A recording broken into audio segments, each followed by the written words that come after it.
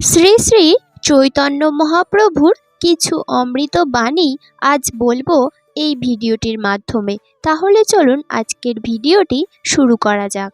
কলির জীবের কল্যাণ আর উদ্ধারের জন্য সচিদানন্দ ঘন ভগবান শ্রীকৃষ্ণ এই ধরায় আবির্ভূত হন নিমাই রূপে। সময়ের পরিক্রমায় তিনি হয়ে ওঠেন ভগবানের অবতারী গৌরসুন্দর, গৌরহরি, গৌরাঙ্গ ইত্যাদি নামে মহাপ্রভু রূপে। শ্রীচৈতন্য ভাগবত থেকে আমরা মহাপ্রভুর অনেক বাণী পাই, যার মধ্যে প্রধান ৩৩টি বাণী। সেই বাণীসমূহের ভগবত ভক্তদের জন্য আজ তুলে ধরার চেষ্টা করলাম। ১ নম্বর, শান্তি নয়, যজ্ঞ নয়, যোগ তপস্যা নয়, ত্রিতাপক্লিষ্ট কলির জীবের পক্ষে শুধু নাম কৃষ্ণ নাম উচ্চারণ ও কৃষ্ণ নাম কীর্তন সর্বসাধনার সার। নামেই তৃপ্তি, নামেই মুক্তি, নামেই যত শান্তি, নামেই সর্বোচ্চ আনন্দ। ২ নম্বর, শ্রীকৃষ্ণের ৩টি শক্তি: চিৎ শক্তি, বহিরঙ্গা শক্তি আর জীব শক্তি। চিৎ শক্তি হল অন্তরঙ্গা নামে স্বরূপ শক্তি, মায়াতন্ত্রোক্ত হল জগৎ কারণ বহিরঙ্গা শক্তি, আর জীব শক্তি হল তটস্থা শক্তি। এই ৩ শক্তিরই আশ্রয় হলেন পরমেশ্বর ভগবান শ্রীকৃষ্ণ। ৩ নম্বর, বুদ্ধি যেমন আত্মার আশ্রয় থেকেও তার গুণের সাথে যুক্ত হন না, তেমনি ঈশ্বর মায়াতে থেকেও তার সুখ দুঃখাদি গুণের সাথে যুক্ত হন না। এটাই হলো তার ঐশ্বরিক শক্তি। ৪ নম্বর, শ্রীকৃষ্ণ হলেন পরমেশ্বর, তার বিগ্রহ সচিদানন্দময়। তিনি অনাদির আদি গোবিন্দ, তিনি সকলের আদি, তিনি সমস্ত কারণের কারণ অর্থাৎ মূলের কারণ। ৫ নম্বর, একটি মাত্র তুলসী পত্র ও ১ গণ্ডূষ জল দিলেই ভক্তবৎসল ভগবান ভক্তদের কাছে আত্মবিক্রয় করে থাকেন। যে ব্যক্তি শ্রীকৃষ্ণকে তুলসী ও জল দেয়, তার ঋণ শোধ করার কথা পরমেশ্বর ভগবান শ্রীকৃষ্ণ চিন্তা করেন। ৬ নম্বর, গোপীগণের যে প্রেম তা হলো আত্মসুখহীন। শ্রীকৃষ্ণের তৃপ্তিতেই তাদের তৃপ্তি, শ্রীকৃষ্ণের আনন্দেই তাদের আনন্দ। এই প্রেম কামগন্ধহীন। ৭ নম্বর, প্রকৃতির উপরে পরব্রহ্ম নামে যে ধাম, সেখানেই শ্রীকৃষ্ণ বিগ্রহ বিভূতি আদি গুণে গুণবান। আর শ্রীকৃষ্ণ অবতারের স্থিতি হল ৩ স্থানে: দ্বারকা, মথুরা ও গোকুলে। তার মধ্যে সবার উপরে হল ব্রহ্মলোক ধাম শ্রী গোকুল। ৮ নম্বর, যে মহাবিষ্ণুর একটি মাত্র নিঃশ্বাস কালকে অবলম্বন করে, তার লোমকূপ জাত ব্রহ্মা বিষ্ণু মহেশ্বর প্রমুখ ব্রহ্মাণ্ডনাথগণ জীবন ধারণ করেন, সেই মহাবিষ্ণু গোবিন্দের অংশকণা। ৯ নম্বর, শ্রীকৃষ্ণ প্রেমের স্বভাব এই যে লঘুর মতো গুরুর মনে ও সমান দাসভাব এনে দেয়। তার প্রমাণ হল শ্রী নন্দ মহারাজ, শ্রীকৃষ্ণের পিতা, তিনি পরম গুরু, তবু তিনি শ্রীকৃষ্ণের চরণে আশ্রয় কামনা করেন।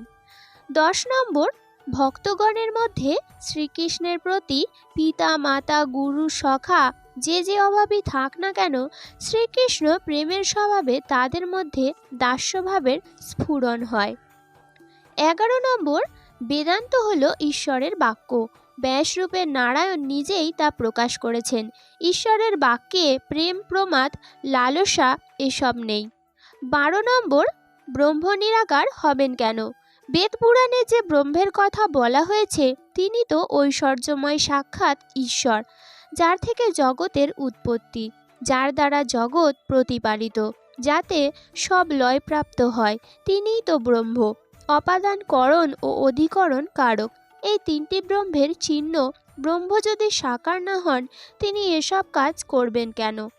১৩ নম্বর, ঈশ্বরের স্বরূপ সচ্চিৎ আনন্দময়। ৩ অংশে ৩ রূপ চিৎ শক্তি, আনন্দাংশে আহ্লাদিনী শক্তি, সৎ অংশে সন্ধিনী শক্তি আর চিৎ অংশে সদ্বিদ শক্তি।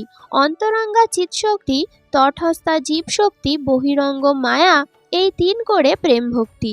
সরবিধ ঐশ্বর্য প্রভুর চিৎ শক্তির বিলাস। এমন শক্তি তোমরা মানো না, এত স্পর্ধা তোমাদের। ঈশ্বর জীবে ভেদ থাকে না, জীবকে ঈশ্বরের সাথে অভেদ করো কোন সাহসে? ১৪ নম্বর, ভগবানে ভক্তিই হলো পরম পুরুষার্থ। ভগবানের গুণগান, তার ভজনই কলির জীবের শ্রেষ্ঠ পথ। 15 নম্বর, গৃহহারা ধর্ম হলো নিরন্তর শ্রীকৃষ্ণ সেবা আর শ্রীকৃষ্ণ নাম সংকীর্তন করা। 16 নম্বর, যার মুখে একবার কৃষ্ণ নাম শুনবে তাকেই জানবে বৈষ্ণব।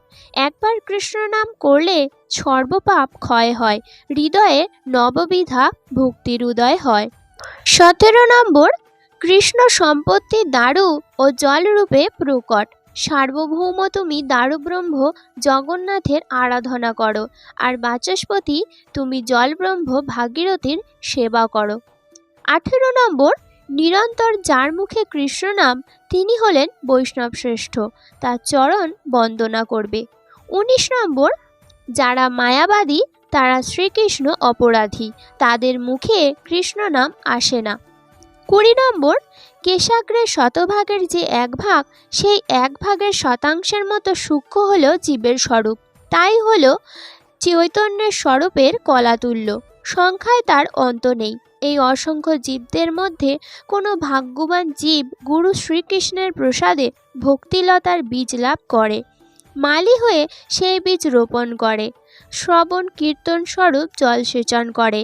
এই বীজ মহীরুহ হতে পারে যদি উপশাখায় বাধা না পায়।